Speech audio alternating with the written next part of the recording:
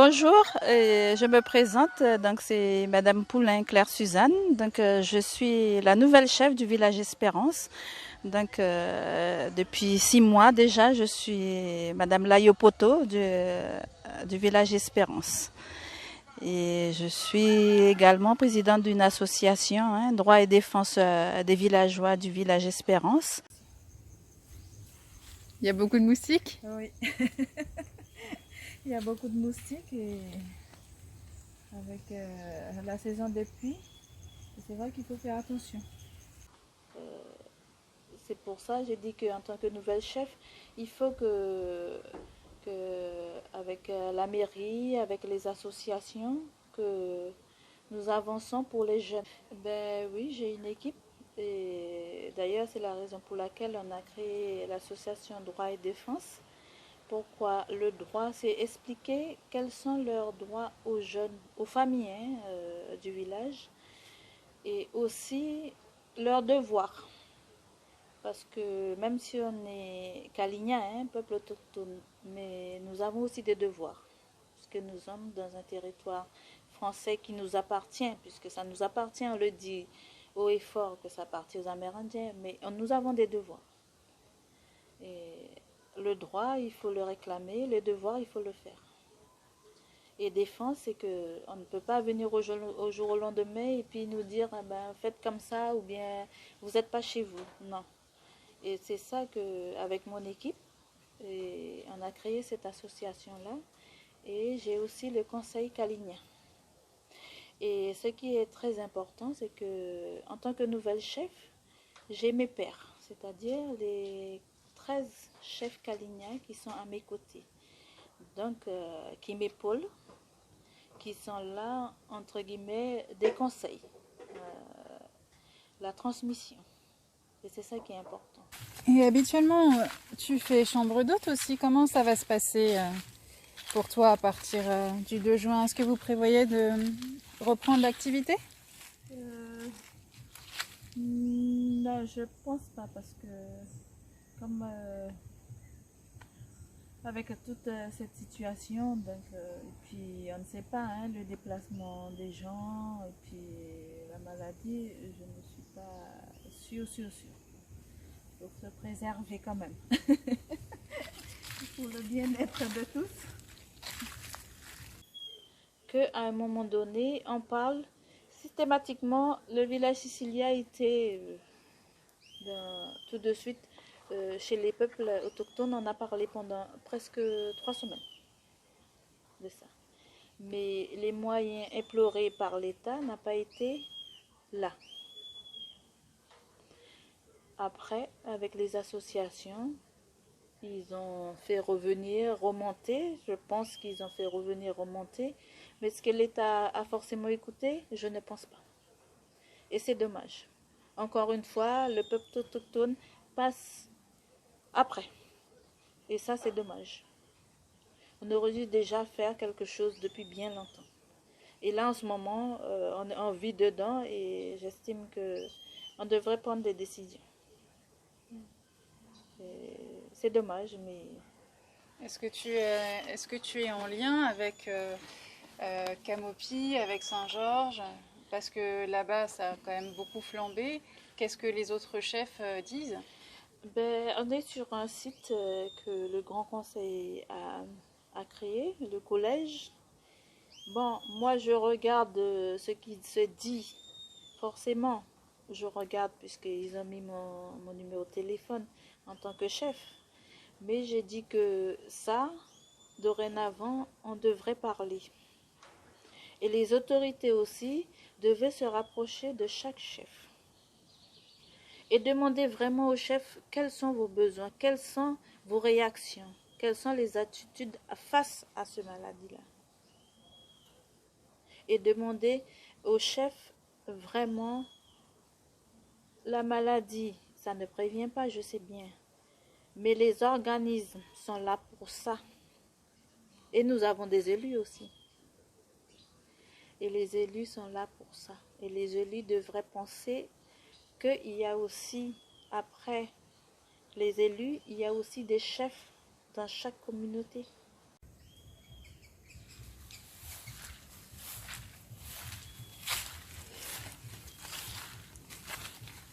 j'ai fait faire la prévention de famille en famille. En fait, quand on allait voir les personnes âgées, donc je prenais à chaque fois une famille de cette maison-là. C'est vrai, c'est un risque, mais il fallait le prendre. Pourquoi? Pour en parler. Pour en parler, pour leur dire que la maladie, c'est comme si, je prends l'exemple, hein, comme la façon qu'on a fait dans le village, qu'elle a beaucoup de... Elle est gras. Donc même si on se lave les mains, même si on a beau faire ça, mais la maladie, elle est là. Donc il faut se préserver. Donc pour ça, il faut rester à la maison. Et j'avais demandé pour que chaque famille, à 17 heures, chaque famille soit déjà a pris son bain, puisque nous sommes dans un village, nous sommes des Kalignans. Donc certaines familles vont se laver à la rivière. Donc à 17 heures, il fallait que tous les enfants, toutes les personnes âgées avaient déjà pris son bain pour qu'ils soient à la maison. Et qu'à 18 heures, on ne voulait plus du monde dans la rue ou chez d'autres familles. Donc, c'est comme ça qu'on s'est organisé. J'avais du mal avec les jeunes. Vous aviez donc votre propre couvre-feu en Voilà. Habituellement, il n'y a pas de moustiques. Mais avec la saison des pluies,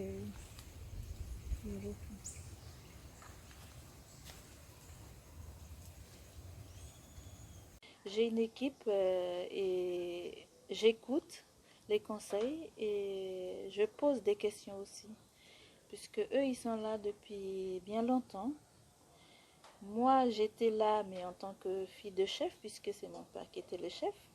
Donc, j'étais déjà dans le bain, mais j'étais pas à la place actuelle.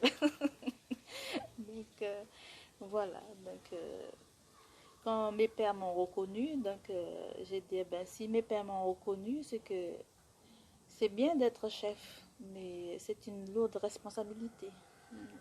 Puisque en tant que femme, j'ai mon travail, je suis une maman et, et c'est vrai que c'est une tâche lourde, mais quand on veut arriver et quand on veut quelque chose pour le bien-être de son peuple, il faut le faire.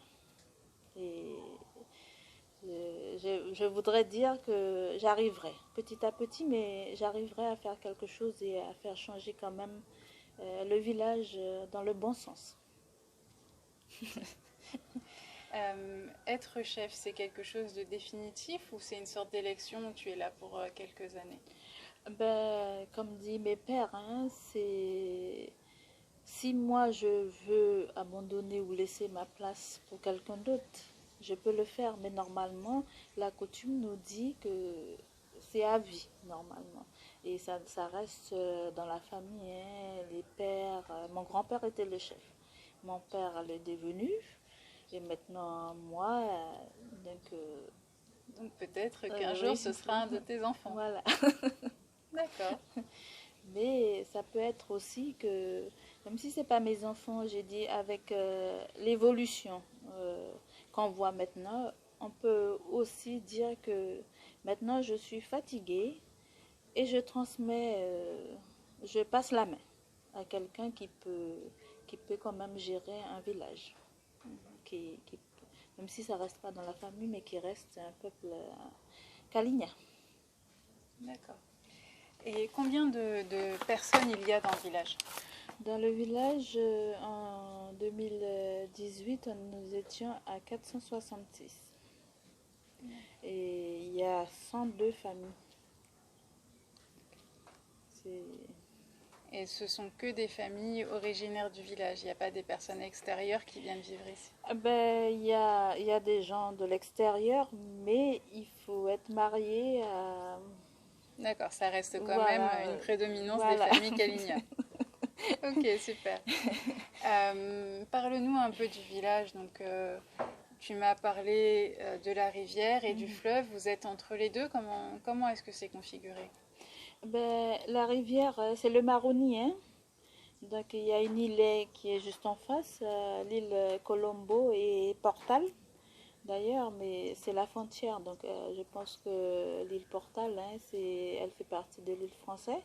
Et après Portal, c'est le Suriname. Donc, nous, on est là. Hein, donc, chez les Amérindiens, il n'y a pas de barrière. En fait, on aime bien habiter sur le haut Maroni, tout au long du fleuve, puisque c'est comme ça que nous vivons. Et du coup, les personnes de l'île Portal viennent à Espérance Non. Non, ils viennent pas à Espérance. Parce que avant, les Amérindiens habitaient là-bas, à l'île Portal, mais maintenant, il n'y en a plus. Il n'y a que les familles D'accord. Bushinengue qui Ok. vivent sur l'île Portal. Y a-t-il des familles Bushinengue à Espérance? Il y a des familles Bushinengue qui vivent avec des Amérindiennes. D'accord. Mais Ok. pas des familles Bushinengue Seul. seules. Non. Ok. Ce village-là a été créé en 82. Elle est jeune, hein? Oui, c'est un village tout récent. Oui. Donc en 82, c'est vrai que les gens d'ici, mes grands-parents, vivaient à l'île Portal. Et l'île Portal, le monsieur qu'on appelle Gonzalez, l'ont chassé. Et avec l'armée et le préfet ont choisi de les mettre, mes grands-parents, ici.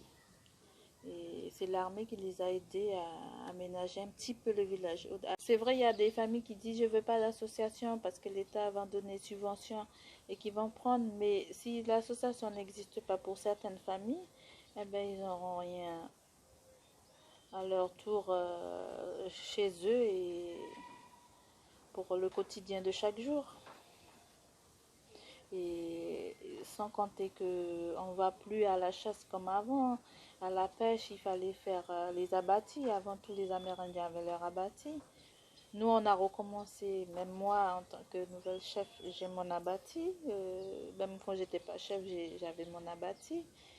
Donc, si les familles pouvaient retrouver cette situation-là et puis se dire que nous sommes quand même Kalinia et qu'il faut planter. Il faut continuer dans ce sens-là. Qu'est-ce que tu as planté toi dans ton abatis? Ben, j'ai planté déjà le manioc, patates douces, et puis des fruits surtout, les fruits, et puis on verra si ça donne, si ça donne pas, soit il faut attendre, mais j'ai planté le manioc, et le grand manioc, et les patates douces, donc c'est ça que j'ai mangé pendant les confinements. Ah bah, au moins tu n'avais pas de pénurie. Non, on a mangé des patates douces, bon après, c'est comme ça, et puis on avait des fruits, comme les ramboutans par exemple, puis les cannes à sucre. Donc il faut se débrouiller, et puis c'est pas facile, mais on se retrouve dans le temps que, même moi-même, je me suis retrouvée dans le temps que j'ai dit, eh ben, maintenant il faut planter, ça sert quand même à quelque chose. Et justement, alors, je pense que le fait d'avoir un abatis, tout ça, ça participe de la culture. Est-ce que vous faites des choses particulières pour préserver la culture kalinia? Est-ce qu'elle est préservée? Comment est-ce que tu perçois les choses aujourd'hui? Ben, il faut déjà la préserver, et pour la préserver, il faut le transmettre. Et ici, dans le village d'Espérance, les personnes âgées sont comptées sur les doigts. Et c'est pour ça les robes traditionnelles. Moi, personnellement, en tant que chef, je fais mes robes traditionnelles. Et je fais aussi les tatouages sur le corps. Et ça, il faut le transmettre. Je fais aussi les colliers, c'est vrai. Et ça aussi, il faut le transmettre. C'est pas facile. Mais il faut prendre le temps. Comme je dis aux jeunes, vous êtes jeunes. Moi aussi, je suis jeune. Mais pour cela, il faut le vouloir. Et il faut aussi que les anciennes le transmettent. La valeur, surtout, c'est la valeur d'expliquer aux jeunes. Parce que les jeunes, ils ne s'intéressent pas. Moi, j'ai un ancien qui fait toujours le couleuvre, qu'on appelle le matapi. Le manalé, qu'on appelle la vannerie, pour faire passer le manioc. Et j'ai aussi le woli-woli. Et si ce papy-là décède, il n'y a aucun jeune qui peut reprendre. Donc là, on est dans la voie que dans le sens qu'on n'est pas dans la transmission de la valeur, de savoir-faire. Là, ça commence à disparaître. Et c'est ça que je ne veux pas.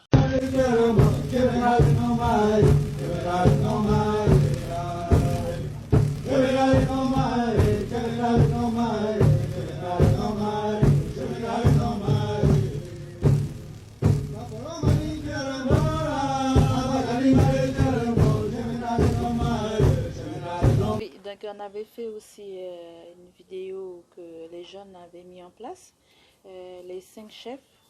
Donc ça aussi, j'ai fait parvenir par les réseaux sociaux maintenant, donc, pour les jeunes surtout, parce que c'est un peu difficile pour les jeunes. Pourquoi? Parce qu'ils se réunissaient, comme tous les jeunes, mais il fallait le faire comprendre. Et des fois, il fallait taper le poing, des fois, de temps en temps, être chef, c'est ça. Donc voilà, mais ils ont commencé à comprendre petit à petit et surtout qu'il faut qu'ils se mettent aussi dans le vif sujet, c'est-à-dire, je leur disais de regarder le journal, par exemple, dans l'Hexagone, ou le soir même, ici en Guyane, même s'il n'y a rien qui se passe, mais quand même, il faut regarder, il faut se préoccuper. Et les jeunes, habituellement, quelles activités ils ont dans le village? Comment ça se passe pour la population jeune, Kalinia? Ben, surtout que ici, à Espérance, il manque beaucoup de structures déjà, puisque ça fait longtemps qu'on a été délaissés. Après, c'est vrai que ma nomination, c'est fait pour ça, en quelque sorte, pour que les jeunes aient un avenir un peu stable et une vie, je veux dire, pas meilleure, mais un petit peu mieux pour eux et pour le bien-être.